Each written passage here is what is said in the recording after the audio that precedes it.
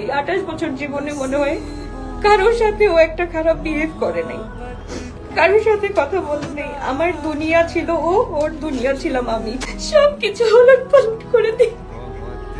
এই কাপলটাকে হয়তো আপনারা অনেকজনে চিনেন, উনি একজন সোশ্যাল ইনফ্লুয়েন্সার। আপনি জানেন ওনার এই অবস্থা কেন হয়েছে? বদনজর। বদনজর যে কতটা খারাপ এটা হয়তো আমরা কেউ ভাবি না। মানে ওনার খুবই হ্যাপিলি একটা ফ্যামিলি ছিল, 2টা কিউট বাচ্চা নিয়ে ওনার এত ছোট্ট একটা ফ্যামিলি, সব কিছু দিয়ে সুখে ছিল, সব কিছু দিয়ে ভালো ছিল। আর উনি যখন এই সোশ্যাল মিডিয়াতে এগুলো শেয়ার করতো, মানুষের কমেন্টের মধ্যে হাহাকার থাকতো, আপু আপনার বাড়িটা কি সুন্দর, আপু আপনার বাচ্চাগুলো কি কিউট, আপু আপনারা কতটা সুখে আছেন। আর এইগুলা থেকে একটা সময় বদনজর লেগে যায় এবং অল্প বয়স ওনার হাজব্যান্ড এই দুনিয়া ছেড়ে চলে যায়। আর ওনার যে লাইফটা পুরো তোলপাড় হয়ে যায়।